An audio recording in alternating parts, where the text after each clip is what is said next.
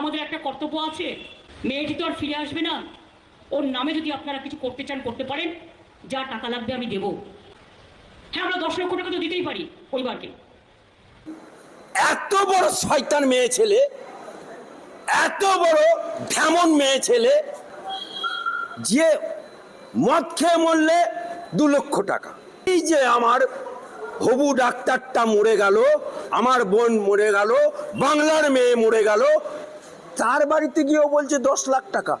আরে টাকা কি মমতা ব্যানার্জি কালীঘাটে ছাপাই নাকি? হ্যাঁ না, এরকম নির্লজ্জ বেহা মেয়ে আমরা দেখিনি মুখ্যমন্ত্রী। তাই এই মুখ্যমন্ত্রী পদত্যাগ চায়। যেমন হাসিনা ছাত্র আন্দোলন সামলাতে পারলো না, বাঁচাও সাধু বাবা, বাঁচাও মোদি বলে ছুটে পালিয়ে এলো দিল্লিতে। এই আমাদের মুখ্যমন্ত্রী 70 বছরের বুড়ি, 12 বছরের মুখ্যমন্ত্রী, ধ্বজভঙ্গ মুখ্যমন্ত্রী, নির্লজ্জ মুখ্যমন্ত্রী, বেহা মুখ্যমন্ত্রী, টাকা দিয়ে মুখ বন্ধ করে দেওয়ার মুখ্যমন্ত্রী। এর জন্য অনেক চেষ্টা করল। এই হুলিগানদেরকে পাঠিয়েছে কেন? ওয়াই? যেখানে তোমার পুলিশ দাঁড়িয়ে আছে শান্তিপূর্ণ অবস্থান, তার মানে কি? এই প্রথম কথা হচ্ছে যে হুলিগান পাঠালো কারা? সেই মমতা ব্যানার্জির দল, ভোট লুটেরা তারা গেছিলেন। তারা গেল কেন? ওয়াই?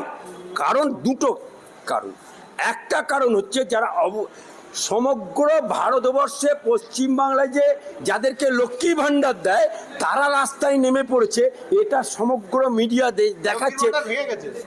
দেখাচ্ছিল। সেটাকে মিডিয়ার নোশনটাকে ঘুরিয়ে দাও আরজি করের দিকে, তাহলে দেখাতে পারবে না। এবং সেখানে যে ঘটনা ঘটেছে ওটা যারা অবস্থানে বসে আছে তাদের নামে চালিয়ে দাও। কারণ মমতা ব্যানার্জি পারে না এমন কিছু জিনিস নেই। এর সাদা ভালো মাছে, জ্যান্ত মাছে পোকা ফেলে দেবার মেয়ে। আপ উঠ পাহাড় সে নিচে নামা।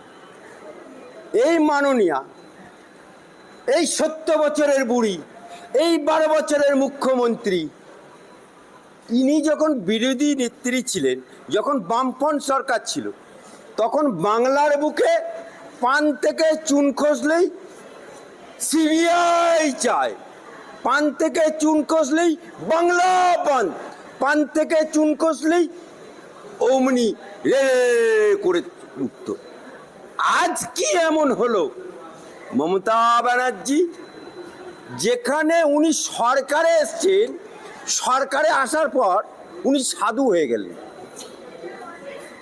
বিড়াল 1000 চুয়া খেয়ে বলে হজমে যা রা হ্যায়, সেই রকম ভাবে মমতা ব্যানার্জি আজকে ক্ষমতায়ন হওয়ার পরে আজকে যে আরজি করে যে ঘটনাগুলো ঘটল, এবং উনি প্রকাশ্যভাবে বলছে যে ডেডলাইন দিচ্ছে যে সিবিআই হাতে দেবো রবিবারে, অর্থাৎ 5 দিনের মধ্যে উনি সমস্ত প্রমাণ লোপাট করে দেবে, তারপরে উনি সিবিআই। তাই আমরা আইনজীবীরা মহামান্য আদালতের কাছে মামলা করেছিলাম, যে মামলার রায় বেরিয়েছে সিবিআই হস্তান্তর।